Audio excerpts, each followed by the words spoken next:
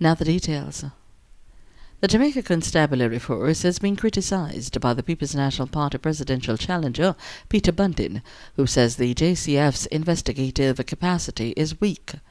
Mr. Buntin related that, with no charges laid against any of the offenders in the corruption scandals under the Andrew Holness-led administration, he says it clearly suggests that the Jamaica Constabulary Force investigative skills are weak. According to Mr. Buntin, politicians are also compromised due to the level of corruption in the country, and this is one of the areas we should be pumping resources into to develop that capacity. Basil Waite on Sunday launched his bid to become the next Member of Parliament for St. Elizabeth North Eastern constituency, where the next general election is called. Mr. Waite was presented to the people of the constituency in Brace River by Party President Dr. Peter Phillips. The North Eastern constituency's seat is presently held by the PNP's Evan Redman, who has indicated that he will not be seeking re-election at the end of his single term. Mr. Waite will be challenged by JLP's Delroy Slowly. The Counter-Terrorism and Organised Crime Investigation Branch, CTOC, says a member of the Jamaica Defence Force has been arrested in connection with the ongoing investigation surrounding the dismantled One Donna gang. Acting Deputy Commissioner of Police in charge of Crime and Security Fitz Bailey last week disclosed that 24 alleged members of the gang had been charged for offences under the Criminal Justice Act. Upon their appearance in court last week, 17 of the alleged gang members were brought in. However, only indictments relating to 10 of the accused were submitted. Justice Leighton Pusey ordered that the gang be removed from the court and be brought back on July 30, when the documents in their case are submitted. Officers assigned to the Man of a Criminal Investigation Branch arrested 3 men in connection with the seizure of an illegal firearm and several rounds of ammunition in the Somerset District, Manchester, on a Sunday. The names of the 3 accused are being withheld pending further investigation. Reports by the police are that about 12 p.m. an operation was carried out in Somerset. During the operation, a shop was searched and a Glock pistol and 3 live rounds seized. The men who were inside the shop were taken into custody. Tourism Minister Edmund Bartlett has reported that revenues estimated in the regions of over Jamaican $1 billion was generated from the recently concluded Reggae Sumfest music festival held at Catherine Hall in Montego Bay, St. James. He agreed with Culture and Entertainment Minister Olivia Babs-Grange that this year's hosting of the event was arguably the biggest one yet. According to the Tourism Minister, over 10,000 overseas visitors came to Jamaica just to attend the 27th staging of Reggae Sumfest, which is a giant leap from the 3,000 visitors who were in attendance last year. In the meantime, the Entertainment Minister says Reggae Sumfest is a jewel that must be preserved at all costs, and that the show has outdone itself in terms of audience capacity on both nights. Local and international artists delivered as expected on Friday and Saturday nights of the event, with some of the top acts going to Barris Hammond, Butcher Banton, Beenie Man, Bounty Killer, Coffee, and Dalton Harris. Those were your top stories making local trending news. Now join us for news from across the region as well as our international story, sports and local weather forecast.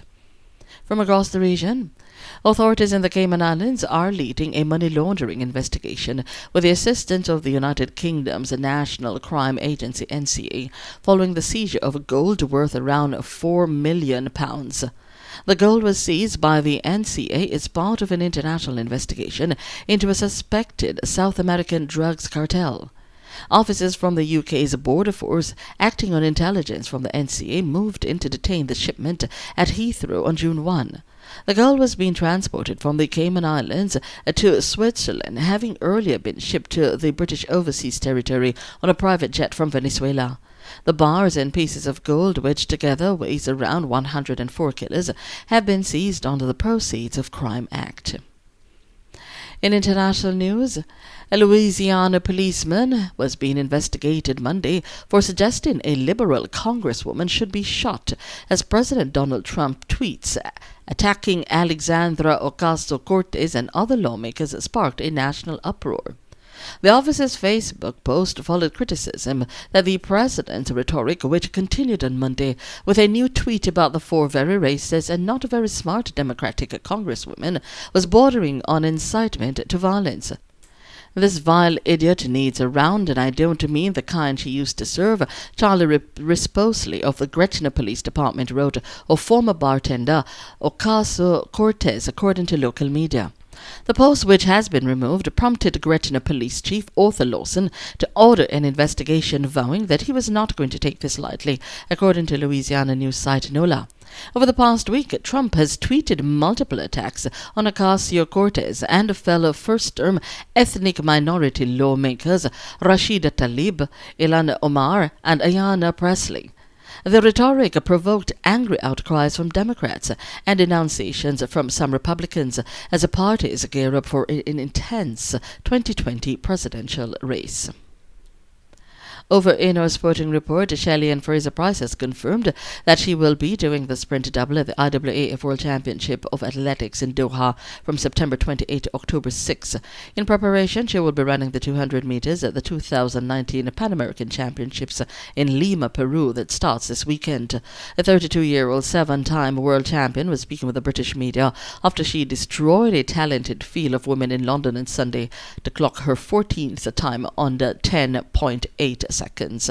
The only woman to accomplish the feat. She blazed 10.78 to defeat Dinah Asher-Smith, who ran a season's best of 10.91, and Maria Jose Talou of Ivory Coast, who was third in 10.96 seconds. It was Fraser-Pryce's third time under 10.8 seconds this season, having run a world lead in 10.73 at Jamaica's National Championships on June 21 and then 10.74 in Lausanne on July 5. However, come the Pan Am Championships in Peru, she will turn her attention to the half-lap sprint. On your local weather forecast for this morning, insignificant feature, a trough across Jamaica. The trough is expected to linger across Jamaica for the next 3 days, while a tropical wave is expected to move across the island late this afternoon. The forecast for this morning will see partly cloudy skies across sections of eastern parishes, mainly sunny elsewhere. During this afternoon, widely scattered showers and isolated thunderstorms, mainly across central and western parishes, and isolated showers across hilly inland areas elsewhere. Tonight, partly cloudy. Maximum temperature expected for Kingston as well as Montego Bay today is 34 degrees Celsius. That was BOJTV's Trending News, your top local, regional and international stories, as well as sports report and weather forecast. Until next time, I'm Carla. Thanks for watching.